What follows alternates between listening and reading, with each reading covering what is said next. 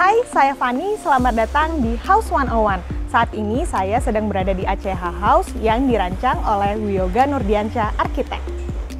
ACH House dihuni oleh pasangan suami istri dengan 2 orang anak dan 1 PRT. Dengan luas tanah 252,71 meter persegi yang terdiri dari 2 level lantai, rumah ini memiliki permainan susunan ruang untuk memberikan pengalaman ruang yang lebih kaya. Seperti memiliki bidang miring untuk akses dari lantai 1 ke lantai 2, menempatkan kolam renang di lantai 2 sebagai center of attention terhadap ruang-ruang di sekitarnya, dan juga adanya teras sebagai area transisi luar dan dalam. Sebelum kita masuk dan ngobrol sama arsiteknya, Mas Wiyoga, yuk subscribe dulu channel YouTube Living Loving Net supaya kamu nggak ketinggalan video tips dan inspirasi untuk rumah nyamanmu. Kalau sudah, yuk kita masuk ke dalam.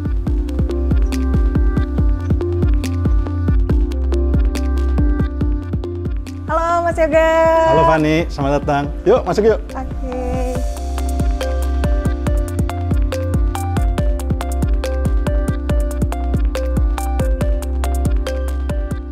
Sekarang aku sudah bersama Mas Yoga, arsitek dari ACH House. Tapi sebelum aku bahas soal rumahnya nih Mas, aku mau tanya dulu soal Wiyoga Nurdiansyah Arsitek dan juga proyek-proyek apa sih yang biasanya dikerjakan oleh Mas Yoga? Oke, nama saya Yoga. Kita punya studio kecil di Bintaro, Wiyoga Nurdiansyah Arsitek. Proyeknya kebanyakan memang residensial. Ada beberapa proyek rumah tinggal mungkin yang sudah jadi. Lalu hotel, kita ada sebuah hotel di Blok M. Lalu ada villa, kita membuat villa di Lombok. Lalu sekarang ada villa kecil juga di Bali. Jadi mungkin inginnya sih juga ada komersial tapi belum ada. Jadi kebanyakan hospitality dan residensial. Oke. Tapi dari awal berkarir berarti Mas Wiyoga tuh udah langsung bikin studio sendiri atau sebelumnya pernah bekerja di studio lain? Ya, sebelumnya saya bekerja di Andra Matin Arsitek dari 2003 sampai 2009. Gitu. Soal proyek ini sendiri nih, rumah ini dihuni oleh berapa orang sih Mas dan seperti apa kira-kira gambar di rumahnya? Rumah ini dimiliki oleh Adiska bersama suaminya dan 4 orang, jadi 2 anak dan suami istri. Lalu mereka suami istri bekerja dan suaminya bekerja di rumah, makanya nanti ada studio di bawah gitu ya. Profil penggunanya masih muda, jadi masih terbuka dengan ide-ide yang baru gitu. Itu yang menarik sih menurut saya di rumah ini. Jadi makanya ruangan-ruangannya juga bisa lebih explore ya nanti. Betul, mereka ngasih kebebasan sama saya untuk mendesain rumah ini gitu. Dan untuk pembagian areanya sendiri nih Mas, itu bagaimana sih? Si ACH House ini sebetulnya kita bagi 2 masa ya, jadi yang ada depan sama belakang. Kenapa dibagi 2 masa? Karena untuk menghindari masa yang terlalu bulky. Jadi kita pisah 2, lalu ada jembatan di belakang dan ada kolam renang sebagai pusat dari kegiatan rumah ini. Yang di belakang itu ruang keluarga, ruang makan, dapur.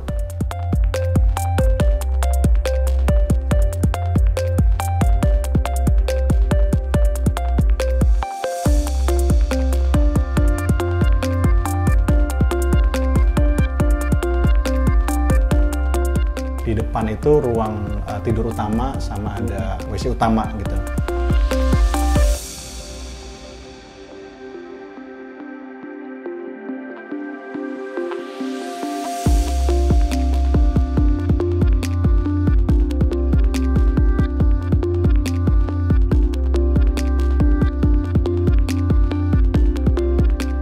Nah, pemisahan masa itu kemudian disambungkan oleh ada satu sebetulnya ada koridor ini yang kita beri di sini, lalu yang outdoor, yang teras dan kolam renang. Seolah kita punya 2 jembatan, 2 opsi gitu. Feelingnya kayak liburan gitu lah ya. Mungkin kita kayak nggak hanya dari kamar ke ruang keluarga tuh nggak harus lewat koridor tertutup. Jadi bisa shortcut dari kamar ke ruang keluarga tuh lewat teras, lewat kolam gitu.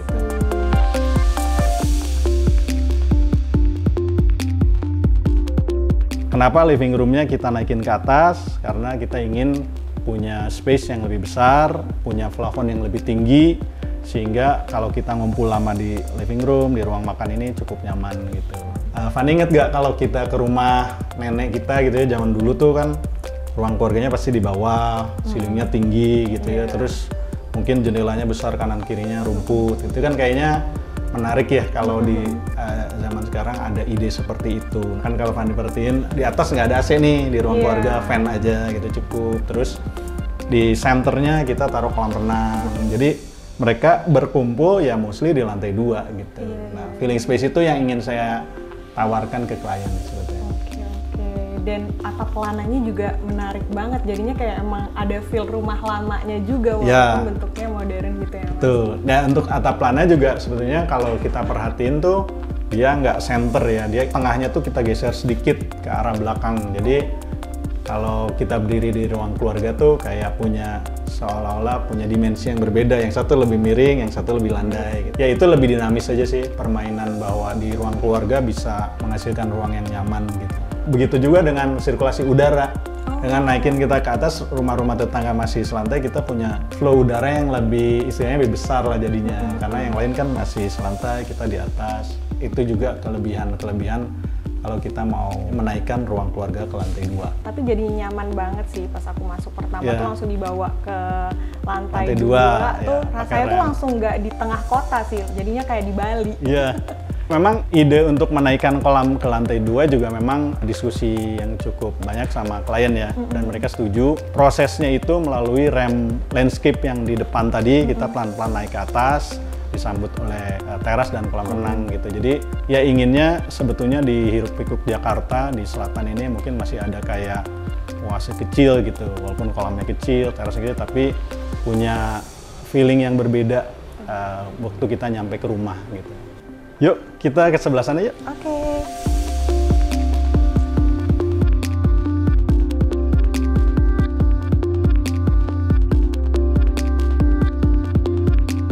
Ini menarik banget nih soal ruang transisinya. Mas Yoga juga kan nge-explore susunan ruang untuk katanya memberikan pengalaman ruang yang lebih kaya ya. Oh iya. Mungkin konsep pengalaman ruang ini masih kurang kebayang kalau orang awam tuh, Mas. Pengalaman ruang seperti apa sih yang dimaksudkan? Kalau kita tadi dari bawah, dari pertama masuk pagar gitu ya, garasi, kan mungkin kalau orang pertama lihat pintu utama gitu ya, pintu utama, terus lihat ruang tamu dan lain-lain. Nah kalau ini saya ingin sedikit berbeda, jadi ketika masuk kita ke kanan tuh lihat landscape, dan landscape-nya kan kalau Fanny lihat juga rem gitu ya, miring, bidang miring yang orang bisa jalan di situ, tahu-tahu udah di lantai 2. Benar. Nah itu yang kita sebut ingin punya pengalaman perjalanan yang berbeda dari sekedar rumah gitu. Jadi kalau pas kita pulang, mungkin udah capek, udah apa, kita ngelihat hijau gitu ya, kanan kiri kita tanaman, terus naik pelan-pelan, tahu-tahu udah di lantai 2 juga. Kayaknya itu mungkin bukan rumah yang biasa gitu ya, kita temui sehari-hari. Jadi pengalaman itu yang ingin saya tawarkan. Tapi di sisi lain dengan kita ada space yang tadi naik ke atas itu, kita punya kayak taman di dalam yang juga punya pengalaman ruang yang menarik karena air kolam renang itu tumpah, jadi kita bisa jalan di koridor yang ini tuh lebih tenang gitu dengar suara air dan lain-lain. Kayak gitu sih. Dan setiap koridor juga rasanya berbeda-beda gitu. Seperti koridor yang ini sebenarnya bisa udah agak terintip dari luar gitu, kalau ada orang yang lewat tuh rasanya tuh wah gemas banget ngelihat kayak ada kaki-kaki yang lewat. Yang di bawah juga beda lagi tipe suasana koridornya gitu ya. Iya. Koridor ini menghubungkan dua masa antara ruang keluarga dan ruang tidur utama. Tapi kita juga ingin punya view yang soalnya tadi yang Fanny bilang, kita ngintip ke arah kolam sama taman bawah gitu. Makanya kenapa openingnya hanya secukupnya, ini hanya mungkin semeter gitu. Jadi fokusnya adalah kita ngelihat ke bawah atau ngelihat ke air di kolam gitu. Lebih ke situ sih. Balik lagi, jadi setiap ruang punya pengalaman ruang yang berbeda. Kalau untuk pemilihan material, itu tuh aku lihat ada banyak tekstur ya di sini, termasuk juga ada elemen air dari kolam renang. Itu tuh ada nggak sih Mas pemilihan material khusus untuk rumah ini? Kebanyakan kita menggunakan semen expose ya, jadi semen expose. Lalu untuk aksen kita memakai bata expose dan kayu juga. Jadi mungkin kalau di beberapa proyek saya juga banyakan memang material dibiarkan raw gitu ya, apa adanya. Jadi menurut saya bahwa setiap material tuh punya karakter yang kuat yang nggak perlu ditutup-tutupi lagi. Mereka biarkan keluar dengan sendirinya gitu. Lalu untuk bata juga, kalau tadi Fanny perhatiin tuh ada yang flat gitu ya, dipasang biasa, ada juga yang kita puter, kita twist gitu ya. Di depan ya? Ya, yang di depan sama yang di pagar samping. Jadi ada detail yang ingin kita ciptakan, bahwa dengan ada detail bata yang kita puter 30 derajat, bayangan gitu lah, bayangan yang berbeda gitu betul ya, dari sekedar rata, betul. Bahan-bahan yang kita pakai, sisanya mungkin atap, kita menggunakan atap bitumen, lalu yang lain ada detail-detail besi untuk displang dan detail kayu untuk kuda-kuda, itu aja sih. Teman-teman, sekarang aku udah sama Mbak Adiska dan Mas Bagas, pemilik ACH House. Aku mau nanya-nanya dulu nih ya. Nah, Mas Bagas, sejak kapan sih keluarga tinggal di ACH House ini? Kemarin Maret 2023. Berarti kan ini baru ya menempatinya. Proses pembangunannya itu sendiri dimulai dari kapan? September 2021, jadi pas pandemi sih. Jadi proses pembangunannya itu sendiri waktunya cukup lama ya, 1,5 tahun Iya, ya? 1,5 tahun. Sampai akhirnya memutuskan untuk pilih Mas Wiyoga sebagai arsitek rumah ini tuh gimana sih prosesnya? Jadi sih kita pertama ketika kita memutuskan untuk bangun rumah, yang pertama harus kita lakukan adalah menyepakati dulu di antara kita berdua kan sebagai homeowner, bagaimana sih sebenarnya rumah yang kita pinginkan dan juga temanya seperti apa gitu kan. Setelah kita sudah align, keinginan kita seperti apa, kita cari referensi di online, visit juga beberapa misalnya daerah-daerah rumah-rumah yang nearby, di lokasi-lokasi yang kurang lebih punya rumah-rumah sejenis lah yang kita suka temanya. Kemudian setelah kita dapat beberapa referensi, kita tahu oh kita ternyata memang suka yang tema-tema rumah-rumah yang punya banyak elemen yang earthy lah gitu. Seperti misalnya expose semen, terus bricks, kemudian vegetasi, kayu gitu. Lalu kita mulai mencari arsitek-arsitek yang style rumahnya kurang lebih seperti itu gitu ya. And turns out salah satunya adalah Mas Yoga. Kemudian kita kontak beberapa arsitek gitu kan. Sama Mas Yoga kebetulan sampai kita lanjut ke first meeting juga. Kita ngobrol kebutuhan kita apa. Jadi Mas Yoga akan selalu bertanya kebutuhan kita seperti apa. Kita serahkan kebutuhan ruang kita, kemudian dari beliau kembali ke kita dengan konsep rumah. Dan kebetulan begitu dia kembali dengan konsep rumah ini, kita langsung suka ya, suka banget dengan rumah ini. Wow gitu sih ya. Karena pertama dari segi style, obviously itu sudah cocok. Nah yang kedua, come up with a konsep yang menurut kita tuh agak visioner gitu, yang beda dari yang lain. Unik banget nih gitu kan, sesuai dengan keinginan kita. So we decided to go further with him. Berarti pertama kali menemukan Mas Yoga itu dari survei pribadi gitu ya, dari explore Research pribadi, betul. Iya. Jadi kita explore. Terus akhirnya kontak lewat website-nya, berarti menemukan kontaknya. Instagram deh kayaknya Instagram. waktu itu ya. Kayak sekarang kan paling banyak referensi sebenarnya dari Instagram ya. Langsung kelihatan juga Betul. udah ngerjain apa aja sih. Yes. Brief desain apa sih yang disampaikan ke tim arsiteknya, Mbak? Jadi sebenarnya yang mereka butuhkan tuh kalau di awal adalah mereka akan minta satu referensi desain. Tadi kita kasih yang referensi-referensi yang kita suka tadi, bricks, wood kayak gitu-gitu. Kedua, kebutuhan ruang ini juga penting. Dan pastinya topologi dari landscape itu sendiri, luas tanah, ya kan hadap kemana, itu kan juga kan berpengaruh pada desain. Jadi kurang lebih 3 hal itu. Yang kita cukup invest banyak untuk research adalah kebutuhan ruang. Berarti rumah ini tuh dibangun dari lahan kosong ya? Betul. Ada perubahan nggak ya dari desain awal, terus pas proses pembangunan tuh apa aja sih penyesuaiannya? Sebenarnya overall nggak ada yang berbeda jauh ya dari konsep awal. Paling minor adjustment, misalnya kayak color tone-nya, misalnya rumah ini tadinya banyak warna gelap gitu misalnya. Tapi kemudian saya pengen lebih warm gitu kan, lebih banyak unsur kayu. Jadi kita ganti di situ. Paling penyesuaian ukuran ruangan misalnya. Kamar anak juga kan, tadinya kan 2 disekat. Cuman tadi gara-gara anak kedua ternyata cewek juga, akhirnya dibuka gitu. Terus ada juga misalnya perubahan-perubahan paling material ya. Jadi along the way kita misalnya ganti yang tadinya misalnya pakai keramik jadi pakai parket kayak gitulah. Karena sampai jalan kan 1,5 tahun itu panjang ya. Tren ganti, kita juga lihat banyak referensi. Jadi I think it's very normal, very common kalau misalnya kita di tengah-tengah banyak adjustment di spek, tapi tidak mengganti keseluruhan konsep dari awal ya, nggak fundamental. Kalau untuk furnitur dan isi rumah lainnya tuh apakah sepaket dari tim arsitek atau ada kontribusi dari pemilik rumahnya juga?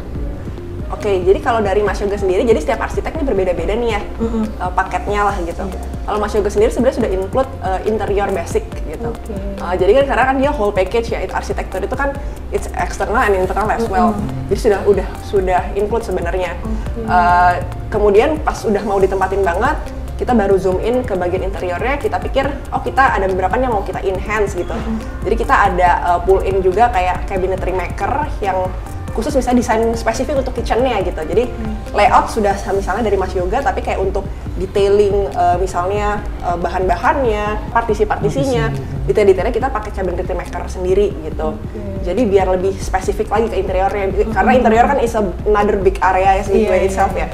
Mas Yoga juga come out with namanya schedule, furniture schedule. Jadi kayak Ya, furniture schedule. Jadi dia kasih rekomendasi misalnya sesuai layout sofa dia, apa, sofanya meja apa, mejanya apa. Dia kasih juga brandnya tuh apa. Jadi memudahkan kita juga untuk cari barang-barangnya. Cuma kan lagi-lagi kan kita adjustment lagi kan, kalau kita suka, misalnya kita ganti sedikit tone warnanya.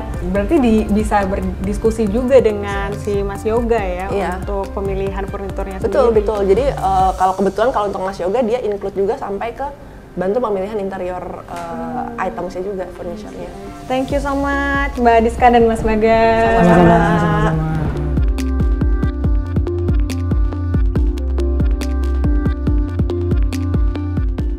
Oh iya Mas, dari awal bikin studio Yoga Nurdiansyah tuh ada nggak sih ciri khas desain yang dipertahankan? Kebanyakan karya kita memang kita ingin menyatu sama alam ya, dengan landscape, dengan vegetasi. Beberapa karya kita yang bisa Fani lihat juga kebanyakan bagaimana landscape seperti rumput miring menyatu sama rumahnya, menyatu sama hotel atau villa gitu. Kita ingin bahwa arsitektur itu part of dari alamnya, dari site-nya, dari landscape-nya. Jadi bukan sesuatu yang ditaruh gitu, tapi bagaimana pengalaman orang datang dari luar masuk ke rumah mulai rumput yang miring, melalui rem yang miring. Nah itu yang jadi ciri khas kita sih. Beberapa proyek kita seperti itu gitu. Unsur dari alam yang masuk ke arsitektur penting, seolah-olah jadi kesatuan ngeblend gitu ya antara arsitekturnya dengan landscape, dengan sekitarnya. Intinya adalah bahwa nantinya penghuni juga akan nyaman gitu dengan bahwa rumahnya banyak vegetasi, banyak pohon dan lain-lain. Gitu. Oke. Ini pertanyaan terakhir nih Mas, yang sering ditanyain oleh audiens Living Loving. Gimana sih cara mengontak Mas Wiyoga? Bisa via website kita cukup update wiyoganurdiansyah.com atau Instagram juga.